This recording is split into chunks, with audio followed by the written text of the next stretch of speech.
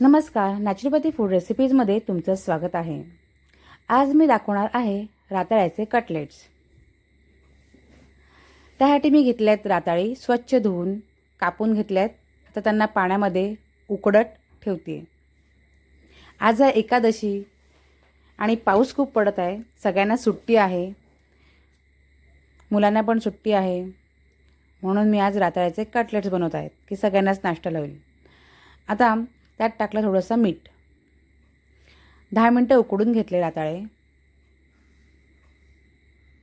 आता कटलेट बनवण्यासाठी मी घेतले भाजलेले शेंगदाणे आणि मिरची. आता ते मिक्सरमध्ये बारीक करून घेते.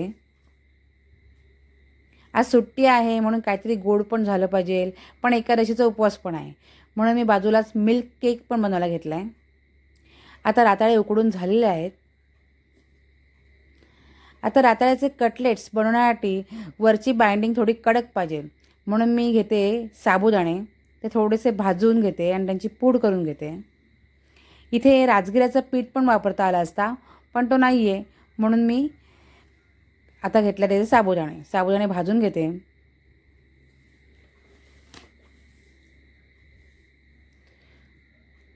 सुट्टी असली की असे वेगवेगळ्या रेसिपीज करायला मला फार आवडतं. तुम्हाला आवडतं का? आणि आम्हाला उपवास असला की आमच्या मुलांना पण थोडं उपवासाचे पदार्थ खायला आवडतात, पण ते असे खिचडी वगैरे असं केलं का ते आवडत नाहीत, म्हणून मग जरा वेगळा पदार्थ करावा म्हणजे सगळ्यांनाच होईल, म्हणून हा कटलेट्स. आता राताळे सोलून घेते. बाजूलाच मिल्क केक म्हणजे आपली मावाची बर्फी म्हणतो ना आपण, तशी ती बनवायला घेतलेलं आहे. त्यासाठी दूध घेतलं आहे, पनीर घेतलं आहे आणि साखर. पण ते नॅचरोपॅथीच्या रेसिपीमध्ये येत नाहीत, म्हणून मी ही राताळ्याचे कटलेट्स दाखवते, कारण हे पौष्टिक आहेत.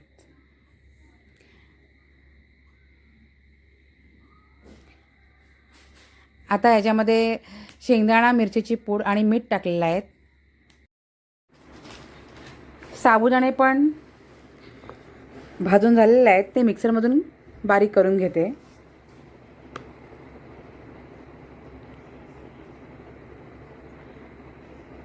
आता कटलेट बनवण्यासाठी थोडेसे काजू घेतलेले आहेत आणि ते काजूचे बारीक बारीक तुकडे करून ते मी ह्या पिठामध्ये टाकलेले आहेत.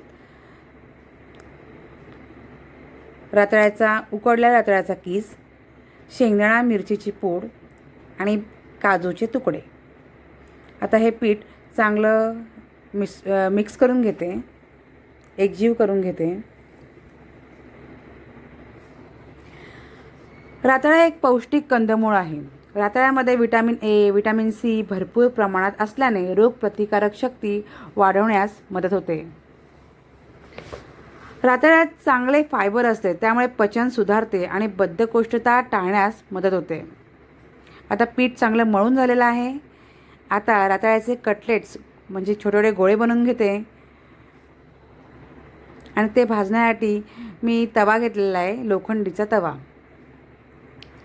तवा घेतलेला, तो गरम करत ठेवलेला आहे. आता गोळे बनवून घेते.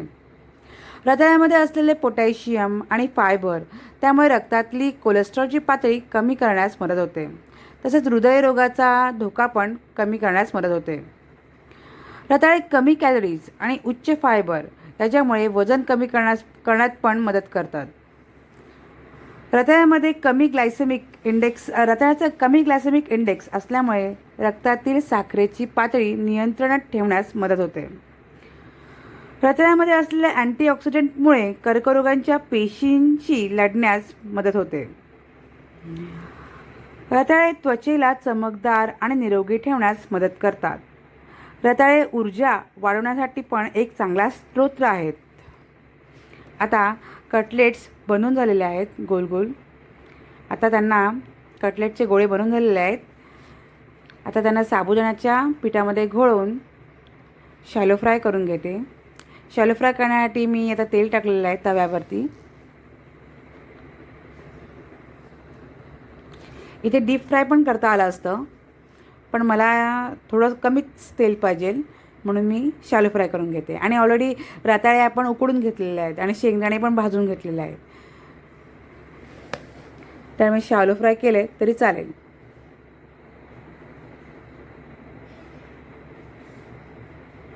आता पिठामध्ये घोळवून कटलेट्स शॅलो फ्राय करून घेते.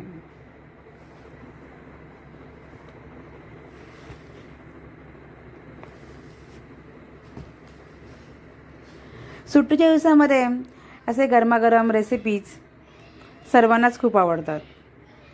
आता यात मी शेंगदाण्याची पूड पण घेतलेली आहे. शेंगदाणे हे जगात सर्वात पौष्टिक अन्न आहे. शेंगदाण्यात अन्न ऊर्जा, प्रथिने, फॉस्फरस, थायमिन, नियासिन हे 5 महत्त्वाचे पौष्टिक अन्नघटक असतात. याशिवाय यात औषधी द्रव्यही असते. शेंगदाण्याच्या तेलामुळे ते पचतात.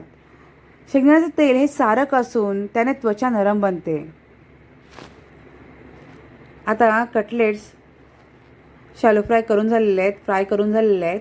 आता कटलेट बरोबर खाण्यासाठी चटणी पण हवी. मग चटणीसाठी मी घेतलेलं आहे दही. हे मी गाईच्या दुधाचं दही बनवलेलं आहे, तेच घेतलेलं आहे.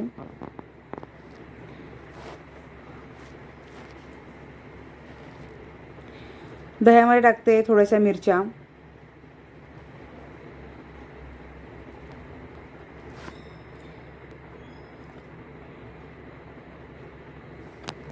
आणि ही पुदिन्याची पाने स्वच्छ धुवून घेतलेली आहेत. पुदिन्याची पाने. पुदिना हे जंतुनाशक व पोटातील वायूमुळे होणारा त्रास घालवणारा आहे. पुदिना उत्तेजक असून आचके थांबवणारा आहे. म्हणून पोटाच्या व पचनाच्या अनेक विकारांवर औषधात पुदिना घालतात. आता मीठ पण टाकलं त्यात. आणि आज उपवास आहे. उपवासामध्ये आपण बरेच उपवासाचे पदार्थ खातो, त्यामुळे थोडीशी ॲसिडिटी पण होते, म्हणून पुदिना मी इथे वापरला आहे. आता चटणी वाटून घेते.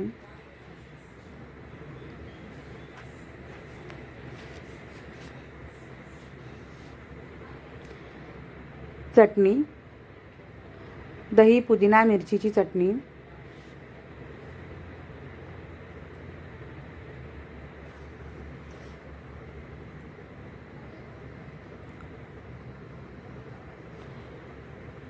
रताळ्याचे कटलेट्स,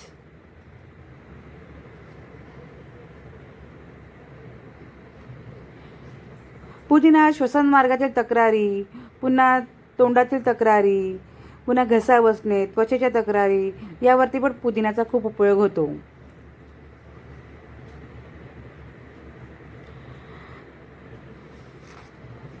यामध्ये मी जे रताळा घेतला आहे ते पण खूप पौष्टिक आहे. शेंगदाणा पण पौष्टिक आहे आणि पुदिना हा पण चांगलाच आहे.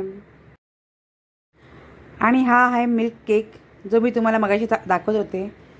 तो मिल्क केक आता सेट झालेला आहे, पण तो नॅचरोपॅथीच्या रेसिपीमध्ये येत नाही, कारण यात मी साखर वापरले, पनीर वापरले. पण कधी आपण अशी रेसिपीज पण खाल्लीत तर चांगलंच असतं.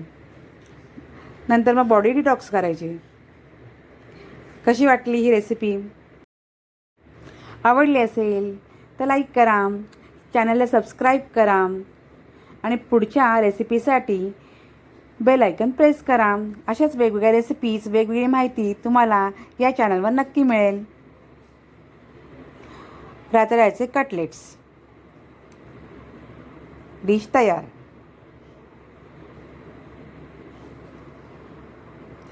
मुलांनी घेतलाय सॉस, त्यांना उपवास नाही आहे. थँक्यू.